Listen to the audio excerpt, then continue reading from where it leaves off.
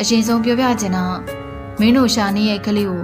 ကန်ဆိုးတဲ့တရေဖိုးပင်ကဖမ်းနာခဲ့တာကွ။ဗျာ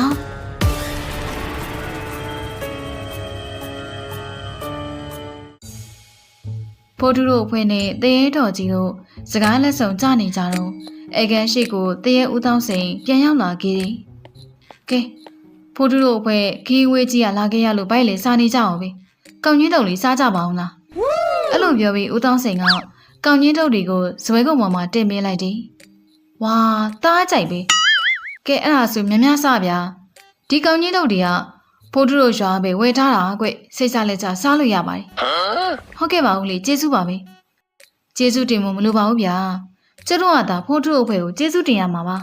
။မဟုတ်တာပဲဗျာ။ကိုတောင်းစိန်ကျတို့ကလေးကပုံမျိုးကောင်းတဲ့တရေအိမ်မှာရှိနေနိုင်နေဆိုပြီးဖိုးတူတို့ပြောတယ်တော့ဗျာတကယ်လားယင်တီတော့မတိကြသေးပါဘူးကျွန်တော်တို့တွေးကြည့်မိအောင်တော့ပါဟုတ်တယ်ဗျ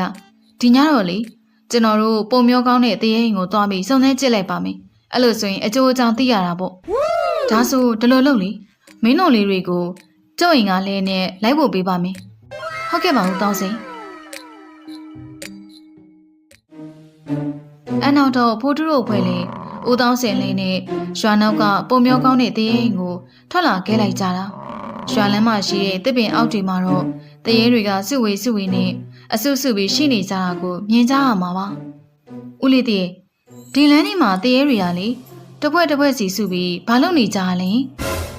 အဲ့ဒါလားသူတို့ကပညာတွေချင်းဖလှယ်နေကြတာကွဦးလေးတို့ရွာကညမှောင်လာပြီဆိုတာနဲ့ခုလိုရွာလမ်းဒီမှာတရေတွေချင်းပညာချင်းဖလှယ်နေကြတာကိုမြင်တွေ့ရတာပုံမှန်ပဲကွဟမ်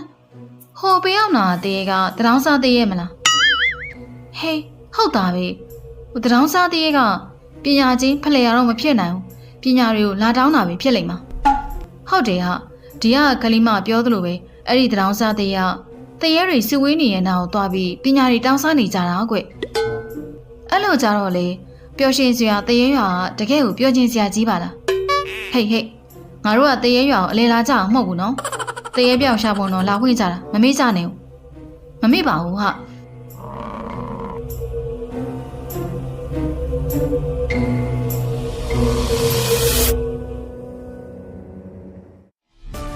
အဲ့လိုနဲ့သူတို့အဖွဲ့လေ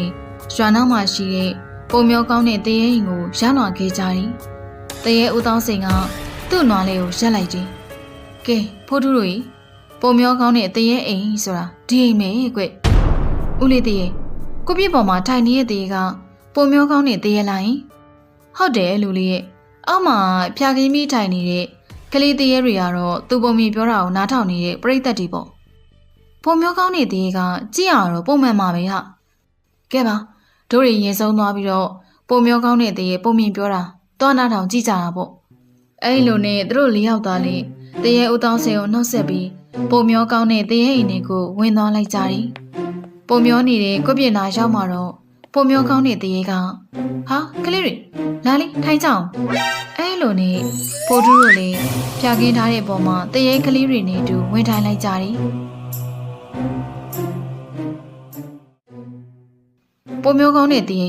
ဆက်ပြောအောင်လေဗျာပြီးသွားလားဗျမပြီးသေးပါဘူးဗျာနောက်တက်လာမယ့်ပုံမြင်ကကန်ဆိုးတဲ့တရေအကြောင်းပဲဖြစ်ပါတယ်ရှေးဟာကြိုက်တယ်သူတယောက်တည်းအဲ့လိုអော်လိုက်တော့ကျန်တဲ့တရေကလေးတွေကတုပ်ဘောကိုဝိုင်းကြည့်ကုန်ကြတာပါဟဲ့အောင်တုပ်ဘောတတိလဲထောင်းဒါတရေရွာကွအော်အေးပါငါလည်းရောင်းသွားလို့ပါဖြစ်ရမယ်ဒီတုပ်ဘောကတော့ကဲပါအရင်ဆုံးပုံမျိုးကောင်းတဲ့တရေကအခြေပါထူးလေဆိုတာအကုန်လေးလာကြโอเคကဲကလေးတွေအဲ့လိုဆိုရင်ပုံမြန်လေးစားလိုက်ရတော့မလားရေးမြန်စားပါတော့ပုံမျိုးကောင်းတဲ့တရေကြီးโอเคအဲ့လိုဆိုရင်စပြောမယ်နော်ဟိုးတောင်းနဲ့ကြီးထဲမှာရှိရဲ့ရွာတရွာမှာဖိုးပိန်ဆိုတဲ့ကန်ဆိုးတဲ့တရေတကောင်ရှိခဲ့တယ်တဲ့ဖိုးပိန်တယောက်ရေပုံကင်ပြီးအိမ်ကိုပြန်လာနေခဲ့တာပါအဲ့ဒါကိုမြင်သွားတဲ့တရေတော်ကြီးတယောက်ကလမ်းသွားလမ်းလာတွေကိုအော်ပြောလိုက်ခြင်းအရက်ကလို့ရေရှေ့မှာကန်ဆိုးတဲ့တရေဖိုးပိန်လာနေပြီတော့ဝေးကသာရှောင်ကြပြီတော့အဲ့လိုအော်ပြီးတော့အဲ့ဒီတရေတော်ကြီးလေး ထွက်ပြေးသွားခဲ့တာပါအနားမှာရှိနေတဲ့တရေဦးလေးကြီးအောင်ဖိုးပိန်တယောက်ရေသွားခတ်တာကန်စုံမမောက်ကြလာပြီးနဲ့တူတယ်ဟုတ်ပါ၏သူရောက်လာတဲ့နေရာတိုင်းတကူမဟုတ်တကူထပြစ်တော့တာပဲတရေတော်ကြီးပြောလို့မဆုံးလိုက်ခင်အနားမှာရှိနေတဲ့တစ်ပင်ကသူတို့နာကိုရုတ်တရက်လဲကျလာခဲ့တာပါအမလီတစ်ပင်ရင်လဲကျလာပြီပြို့ပြေးကြဟေးပြေးကြပြေးကြ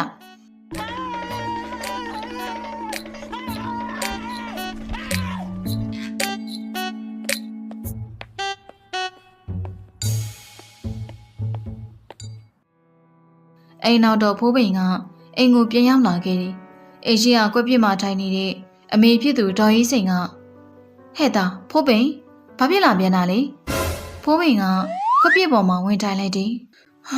ထုံးစံတိုင်းပဲပေါ့အမေဟာတားပါလို့တကူမှအစိမ်ပြေလို့မရှိဘူးလေ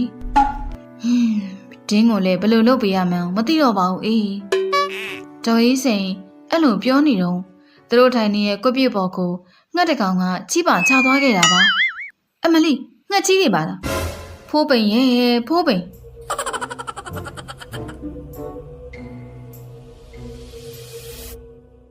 တာအမေနာကနေတွားလိုက်ပါမယ်မေရဲ့အဲ့လိုပြောပြီးဖိုးပိန်ကချန်ပီယံဘက်ကိုထွက်ပြေးလာခဲ့တော့တယ်ဟာတော်တော်ရီရတာပဲပုံမျိုးကောင်းတဲ့တည်းကန်ဆိုးတဲ့တည်းဖိုးပိန်ဟာဘလို့ပြန်ဆက်ဖြစ်မှလဲဘလို့ပြန်ဆက်ပြီးဖြစ်လဲဆိုတော့ပြန်နှမ်းအောင်ကြားရအောင်နော်ရေဖိုးပိန်လည်းအိမ်ကထွက်လာခဲ့ပြီးနောက်တော့စိတ်ညစ်ညစ်နဲ့ရွာနောက်ကကန်ကြီးရှိရာကိုရောက်လာခဲ့တာပါဟောငါတကယ်ပဲလေကန်ဆိုးတဲ့တည်းဖိုးပိန်ဖြစ်နေခဲ့တာများလားသူအဲ့လိုပြောနေတော့အနားကတစ်ပင်ကနေတိတ်ကိုင်းကြီးတကိုင်းရကြိုးချလာခဲ့တာပါအောင်မလီတေးပါပြီဗျဖိုးပိန်လေတိတ်ကိုင်းကြိုးချတဲ့တန်ကိုကြားကြကြည့်မယ်အမြန်ထွက်ပြေးလာခဲ့တဲ့အတွက်ကြောင့်ဘာမှတော့ဖြစ်မသွားခဲ့ပါဘူးဟိုတော်သေးတာပေါ့တိတ်ကိုင်းပြမိပြီးတေးတော့မလို့အဲ့လိုနဲ့ဖိုးပိန်လေအဲ့ဒီကန်ကြီးနာမှာဆက်မနေတော့ဘဲနဲ့ရွာထဲကိုပြန်ထွက်လာခဲ့လိုက်တယ်ရွာလန်းတနေရာနာရောက်မှာတော့ရှေ့မှာဒုက္ခကိုင်းမင်းလာနေတဲ့တရေဖွားကိုတယောက်နဲ့တိုးတော့တာပါလူလေးဖိုးပိန်လူလေးကန်ဆုံမှုတွေကိုဖြေဖျောက်ဖို့အတွက်လူသားအစ်စ်တွေစီမှာအကူအညီတောင်းရမယ်ကွဗျာလူသားတွေစီမှာအကူအညီတောင်းရမယ်ဟုတ်လားဖွားဖွားဟုတ်တယ်လူလေးရဲ့အဲ့တော့မဖြစ်နိုင်ပါဘူးဖွားဖွားရဲ့သားတို့ကဒီရွာနေတော့အပြင်ကိုထွက်သွားခွင့်မရှိဘူးမဟုတ်လားဗျ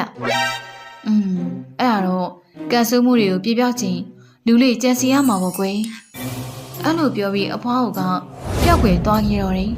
ဟာဖွားဖွားကြီးအနောက်တော့ဖိုးပိန်လေးအင်းကိုပြန်လာခဲ့လိုက်တယ်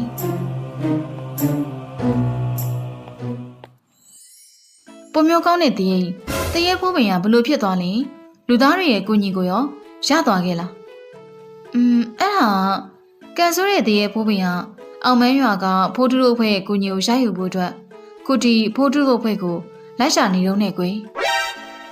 ဖိုးထုတရေဖိုးပိန်ကတို့ကိုရှာနေရပဲဘလို့လုပ်ကြမှာလဲအဲ့ဒါထားလိုက်ပါပုံစံကြည့်ရတဲ့လောက်တော့ဟိုတရေဦးလေးကြီးရဲ့သားလေးကလေဒီမှာမရှိတော့ဘူးတို့တွေတခြားနေရာကိုပြောင်းရှာကြတာပေါ့ပူတာနဲ့ပုံမျိုးကောင်းတဲ့တရေပြောပြတဲ့ကန်ဆိုးတဲ့တရေဖိုးပိန်ကရောအပြင်မှာတကယ်ရှိရလားအဲ့ဒါတော့ငါလည်းမပြောတတ်ဘူးဟာဘာလို့ဆိုပုံမျိုးကောင်းတဲ့တရေကပုံမျိုးတဲ့သူပဲလေငါတော့ပုံမျိုးနေရလို့မထင်ဘူးဟာအပြင်မှာတကယ်ရှိလိမ့်မယ်လို့ထင်တယ်မင်းတို့လည်းပုံမျိုးကောင်းတဲ့တရေပြောပြတဲ့ပုံမျိုးနားထောင်ပြီးတော့အပြင်မှာတကယ်ရှိနေရလို့ထင်သွားကြတော့တာပဲပုံမျိုးပုံမြင်လို့ပဲတတ်မဲ့ကြပါဟာလားတို့တွေတခြားတဲ့နေရာမှာသွားရှာကြတာပေါ့အဲ့လိုနဲ့ဖိုးထုတို့လေပုံမျိုးကောင်းတဲ့တရေအိမ်ကနေထွက်လာခဲ့လိုက်ကြတယ်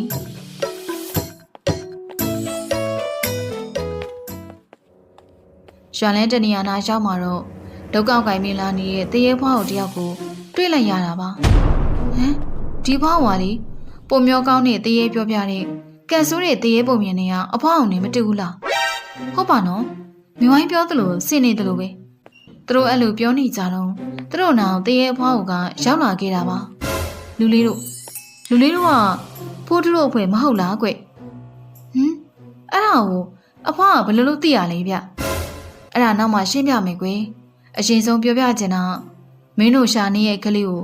ကန်ဆိုးတဲ့တရေဖိုးပင်ကဖမ်းထားခဲ့တာကွ။ဗျာမင်းတို့အဲ့ဒီကလေးကိုကဲချင်ရင်ဒီညပဲဟိုနာကတောင်မရှိနေတဲ့ရွာကိုအရောက်သွားရမှာကွ။အဲ့လိုပြောပြီးတော့တရေဖွားကိုလည်းပျောက်ကွယ်သွားခဲ့တော့တယ်။